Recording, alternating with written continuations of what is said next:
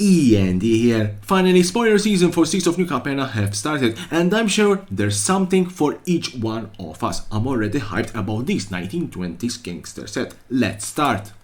And I want to start with the mechanics of the 3-color demonic families. Each family will have a particular mechanic related to that family colors. A little chat for 1 and 1 blue, it has Casualty 1. Casualty is the mechanic for the Maestros. Casualty 1 means, as you cast this spell, you may sacrifice a creature with power 1 or greater. When you do, copy this spell. Look at the top 2 cards of your library, put one of them into your hand and the other on the bottom of your library. Next one is Brokers with Shield. Disciplined Dualist for 1 green, 1 white and 1 blue. It's a 2/1 double strike and there's the battlefield with a shield counter on it, which means that if it would be dealt damage or destroyed, remove a shield counter from it instead. In my opinion, it's a very useful mechanic. Now it's the turn of Cabaretti and the mechanic Alliance. Devilish Valet for 2 and 1 red, it's a 1/3. Trample and Haste with Alliance, which means that whenever another creature enters the battlefield under your control, double its power until end of turn. Basically, if you have this creature in play and another creature enters the battlefield, its power will be 2, because it's double from 1 to 2.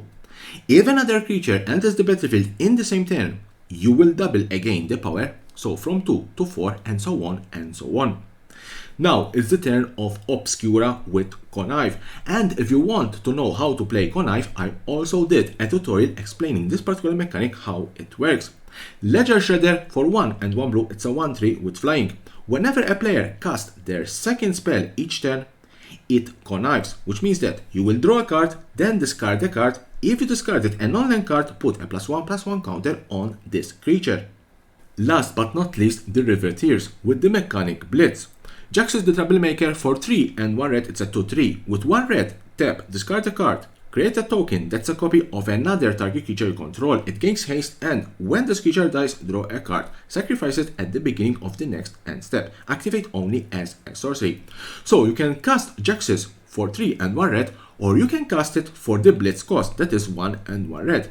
And if you cast the spell for its Blitz cost, it gains haste, and when this creature dies, draw a card. Sacrifice it at the beginning of the next end step. You have the regular version, and you have also the buy a box version. The last mechanic in this set, it's a returning mechanic from Lorwyn, Hideaway. Wiretapping for 4 and 1 blue. It's an enchantment. Hideaway 5. When this enchantment enters the battlefield, look at the top 5 cards of your library, exile 1 face down, and then put the rest on the bottom in random order.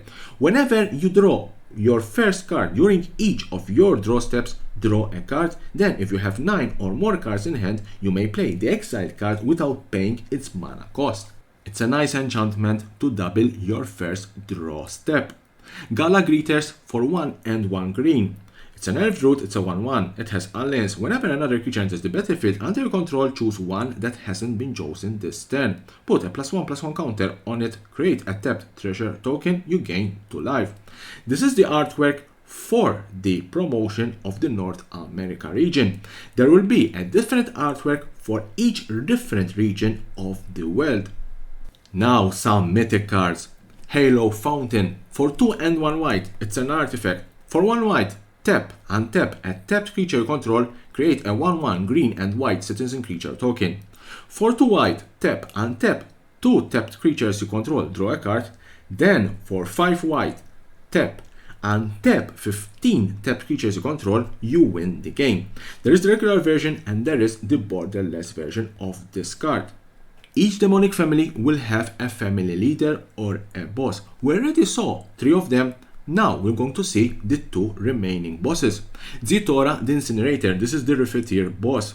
It's a 6/6 with flying. At the beginning of your end step, you may sacrifice another creature. When you do, it deals damage equal to that creature's power to any target, and you create 3 treasure tokens. The Broker's family leader or boss, Falcos Pact Weaver. For 1 green, 1 white and 1 blue, it's a 3/3 with flying and trample. Enters the battlefield with a shield counter on it. You may look at the top card of your library anytime. You may cast spells from the top of your library by removing a counter from a creature you control in addition to paying their other costs. Planeswalkers. We already see this artwork of Vivian Reed, and Vivian Reed will be in Streets of New Capenna, but Streets of New Capenna will not have only Vivian Reed as a Planeswalker. There will be more. ELSPETH Resplendent. It's a 3 and 2 white. It's a Planeswalker ELSPETH with 5 loyalty counters. +1, choose up to 1 target creature, put a +1/+1 counter and a counter from a monk flying, first strike, lifelink or vigilance on it. -3, look at the top 7 cards of your library. You may put a permanent card with mana value 3 or less from among them on the battlefield with a shield counter on it. -7, create 5 3/3 white angel creature tokens with flying. There's the regular version, there is the borderless version, and there is also the art deco version. Next one is NIXILLIS the Adversary for 1 black and 1 red, enters the battlefield with 3 loyalty counters. Has casualty X. The copy isn't legendary and has starting loyalty X. As you cast the spell, you may sacrifice a creature with power X. When you do, copy the spell. The copy becomes a token. Basically, you can play NIXILLIS the Adversary. You sacrifice, let's say, a 2/2 creature, and you will create a copy of NIXILLIS the Adversary that has 2 loyalty counters. So, you can play only NIXILLIS the Adversary and you will end up with 2 NIXILLIS the Adversary. Very powerful Planeswalker, and don't forget it's a 3-drop. +1, each opponent loses 2 life unless they discard a card. If you control a demon or devil, you gain 2 life. So you can +1 the first NIXILLIS the Adversary, and then you can +1 again the second NIXILLIS the Adversary. -2, create a 1/1 red devil creature token with, when this creature dies, it deals 1 damage to any target. -7, target player draws 7 cards and loses 7 life. It's a very, very strong Planeswalker. The last mythic card in this day 1 of the spoiler season of Streets of New Capenna, Urabrask Heretic Praetor for 3 and 2 red. It's a 4/4 with haste. At the beginning of your upkeep, exile the top card of your library. You may play it this turn. At the beginning of each opponent's upkeep, the next time they would draw a card this turn, instead they exile the top card of their library, they may play it this turn. Therefore, another Praetor is in Streets of New Capenna. And there's also the Phyrexian language version of Urabrask Heretic Praetor. Art Deco will not be the only showcase in Streets of New Capenna, and now we are getting used to it. There will be more. One of them is Golden Age, and here are the 5 family leaders in this particular showcase. And there will be another one, Gilded Treatment, and if you like gold, this is the perfect showcase for you. Streets of New Capenna will also come with 5 commander pre-constructed decks, and here are the 5 commanders of each set. Kit Kanto Mayhem Diva for 1 red, 1 green and 1 white. It's a 3/3. When it enters the battlefield, create a 1/1 green and white citizen creature token. At the beginning of combat, on each player's turn, you may tap 2 untapped creatures you control. When you do, target creature that player controls gets +2/+2 and gains trample until end of turn. Gaunt that creature. Hence the Toolbox Story for 1 black, 1 red and 1 green. It's a 3/3. Each creature spell you cast with mana value 4 or greater has Blitz. The Blitz cost is equal to its mana cost. Blitz cost you pay cost 1 less for each time you've cast your commander from the command zone this game. Pierre the Pulverizar for 1 green, 1 white and 1 blue. It's a 3/3. Enters the battlefield, put a shield counter on target creature. Whenever it attacks, target creature you control gains trample and gets +X until end of turn, where X is the number of different kinds of counters among permanents you control.